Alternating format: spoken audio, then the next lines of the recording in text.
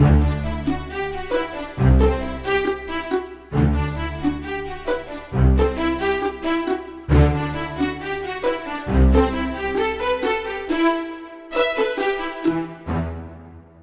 Silbón's favorite color? Green, purple. Welcome to Probably Real, a podcast where we talk about our favorite conspiracy theories and cryptids. I always struggle with the questions.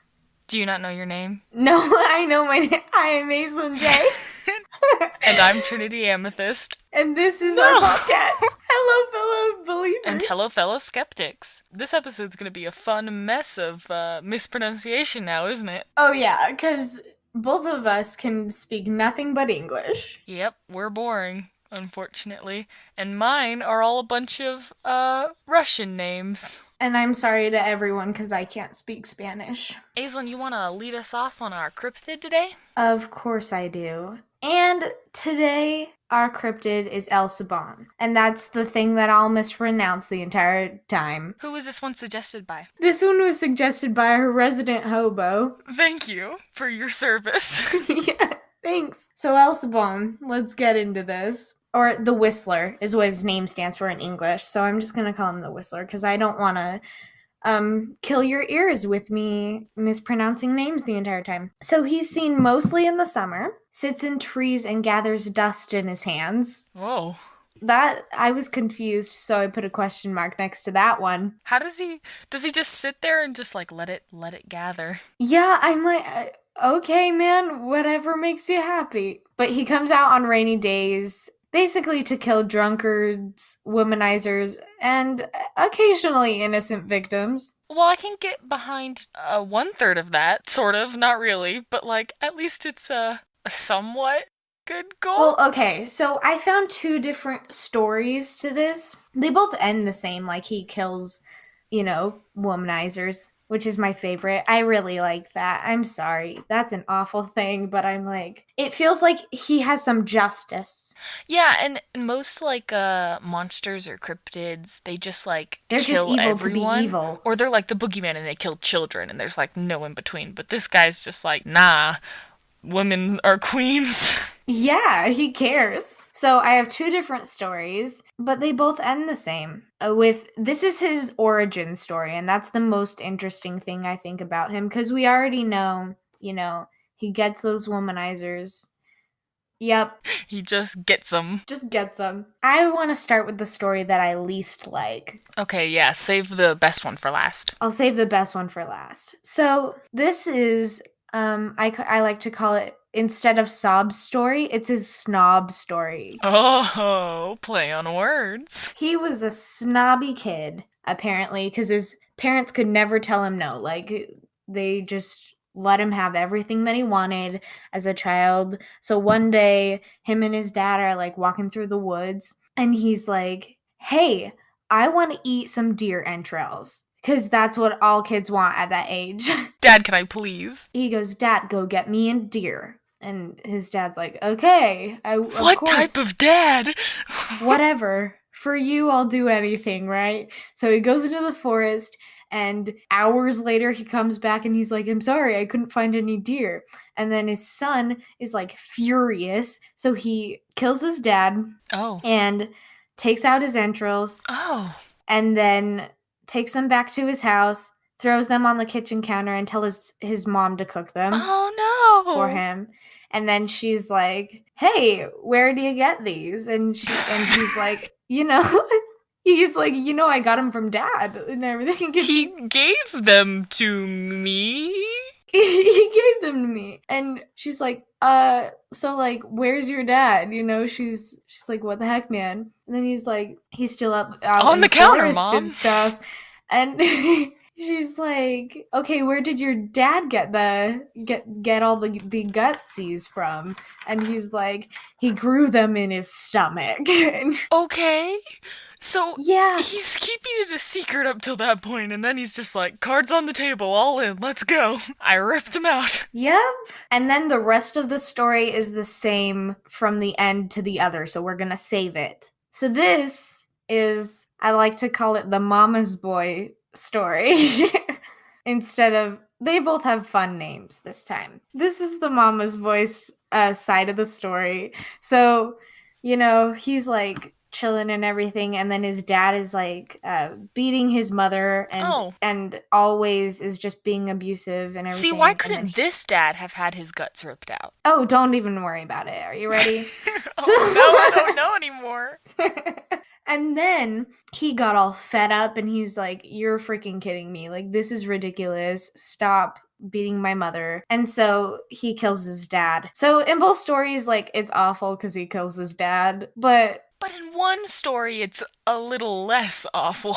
yeah, so both of them end. His grandfather ties him to a tree and whips him and then rubs chili peppers into his back because, he killed his dad. So he's like, no, that's not okay. And his grandfather does that. And then he throws a sack on his back with all of his dad's like bones and body and everything. That's weird. They kept it? Yep. They didn't bury it? Didn't even give him a proper burial? No, Sorry, they just Papa. make his son walk around with it for the rest of eternity because his grandfather cursed him. Oh, could the grandfather have cursed the dad?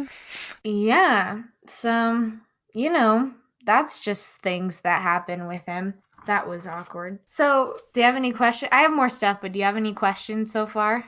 How did the mom just not put the pieces together in the first one? In the first place.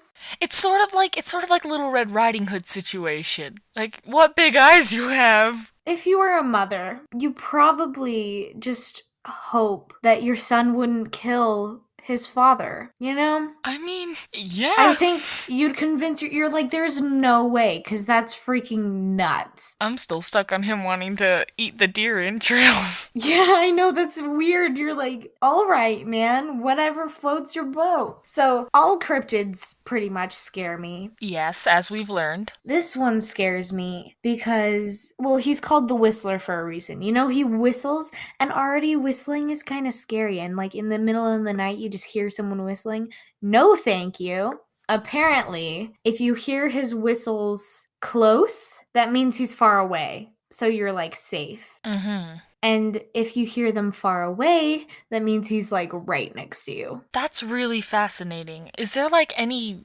reason why that is? Like, or is that just like a fun little twist? I don't know. It's just like his thing, I guess. Because in another one, it said if you hear his whistles, then you're safe.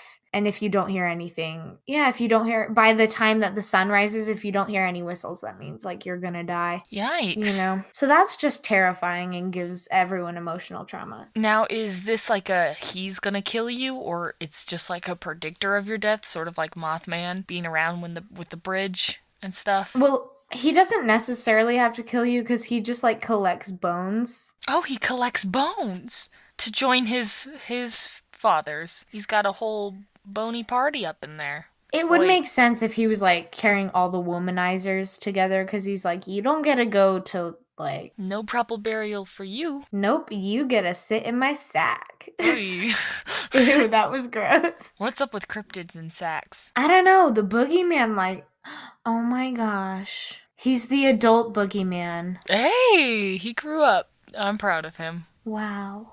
I don't know if I'm gonna keep this in the podcast, but do you think Santa counts as a cryptid? Please, if that's a thing, I'll be happy for the rest of my life. Okay, because here's a cryptid by definition is a creature whose existence can't be proved and usually also has like a bunch of pseudo evidence. So, doesn't that fit Santa? He's the most popular cryptid out there. We thought Bigfoot was the most popular one. It's Santa. It's Santa. Well, that concludes That. Oh, wait. I have something else to say. Oh, yes. So, if you're like freaking out, you're like, how am I going to protect myself from the Whistler? Don't be a womanizer. Also, yeah, that's a good start. But the only thing that wards him off is dogs barking. So, step one, own a dog. It messes with his tunes, his whistling tunes. Oh my gosh, yes, he doesn't like duets. Yeah. And Chili peppers. He doesn't like those. Understandably, I'd be traumatized if my grandpa did that to me too. Yeah. The sound of a whip also. He's just traumatized. I would be too if my grandpa, like, whipped me and then spread some chili peppers in there. Monster. Poor kid. Poor child. Okay, so our conspiracy theory for today was this one was also suggested by Kingly Dude V from our last episode. This one has a lot of stuff, so I won't be able to cover everything, but I'm gonna do my best to highlight some of the more important pieces of it. I'd highly recommend looking into it yourself after the episode if you're interested, because oh my gosh, there's so much information on this one. I'm so excited. This is one of the few conspiracy theories that I'm just like, yeah, probably. I'm surprised. You are not easily persuaded into this kind of stuff. For me, conspiracy theories having to do with the government covering stuff up usually get me. So, and that's exactly what this is about. It's about the government. Now I understand. The government and space. Yes. The conspiracy theory we'll be covering today is the Lost Cosmonauts conspiracy. It is also known as the Phantom Cosmonauts and is essentially a theory that the first human in space, Yuri Gagarin, was actually not the first human in space. Yes. Oh my gosh. I'm so excited. Alrighty, so let's get into it. This theory obviously takes place during the Cold War and specifically the space race, since it was Russia and America. They were all being competitive. Yeah, it's sort of the same kind of thread as the moon landing being a fraud. The theory circles around a lot of alleged Soviet cover-ups. The idea is that the Soviets sent other cosmonauts into space before Yuri Gagarin, but either they died or, in the case of a specific cosmonaut, just didn't land where they were supposed to. One of the biggest parts of the Lost Cosmonauts conspiracy is the Tory Burt recordings. In 1957, brothers Achille and Giovanni, in a self-made radio observatory called Tory Burt, hence the name, the Tory Burt recordings, started recording radio transmissions of launches around the globe. On October 28th, 1960, the brothers were tipped off about an odd signal by another observatory. Yes. Okay. This signal was from the Soviet Union, and it was a repetitive distress call sent in Morse code. It was hand-keyed, and it was an SOS. So, oh my gosh. Which implies that it was a manned vessel, and this was before Yuri had been sent to space. So, this was a year before then. This is another guy. Ooh. And what happened afterwards is the brothers, using Doppler calculations that they had learned while studying these launches, showed no relative speed of the craft, and the signal grew weaker and weaker until it disappeared. No, did he just get launched into space on accident?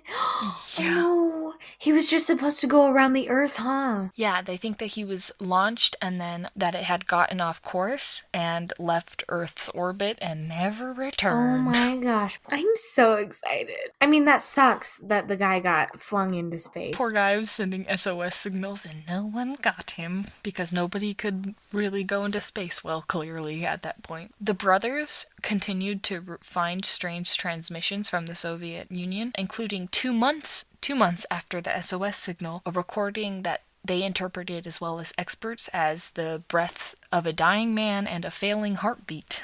So, that's really sad. No. What if he came close to the Earth again? The same guy? Oh, that would have been really sad. Because what if he was close and then he... Oh, but probably just another guy who, also got rocketed up there. They were like, round 2, let's go. Can't stop, won't stop. We gotta get to space, kids. We gotta get to space. Along with the Tory Burt recordings, which there were some other ones, but those are the most pertinent ones. Another theory is that the key part of the... Well, actually, hold on. Backtrack real fast. If you want to listen to the Tory Burt recordings, they're all online, and they're pretty interesting. That's scary. Yeah. I'm gonna do that. Everyone, let's all, when you're sitting in your beds at night with the lights off at 2 a.m., listen to the recording. Yes. Just for fun. Give yourself a little adrenaline. Another theory that is a key part of the Lost Cosmonauts conspiracy is Vladimir Ilyushin, the alleged real first man in space. So this is sort of a parallel theory because, the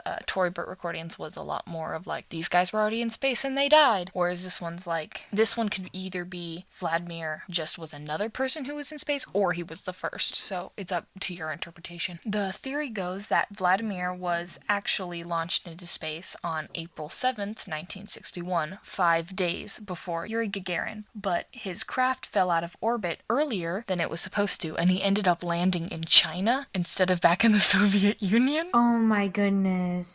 Where the government took him captive and held him for a year. So the idea is that the Soviet government didn't want the national embarrassment of the whole ordeal, and so they covered it up. Oh, yes. Government conspiracies, baby.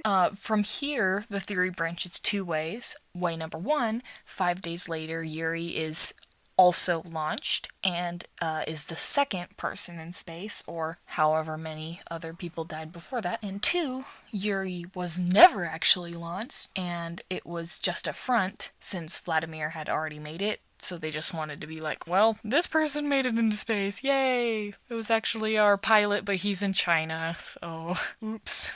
What? The thing that actually like gets me with this whole conspiracy is because there's a lot of stuff that goes evidence against some of the individual things and whatnot, but the thing is that there was actual cover-ups. So in like with the Soviet Union covering up people who had died in the whole space race. So Valentin Bondarenko died while in training, and the Soviet Union did in fact cover it up, as that's a fact. But the issue with the whole theory that Vladimir had been covered up is the fact that since the collapse of the Soviet Union, most of this information has become public, which is the only reason we know Valentin died. So if there was cosmonauts that died before Yuri Gagarin, then we'd probably find the records, you know, since we already have the records of this other person dying. But still... That's my thing, but still, you know? It's like, if they tried to cover up one and, you know, it's easier when there's, like, no body. Exactly, and there's a big difference between somebody like, oh, they accidentally died in training, machine broke, yada yada,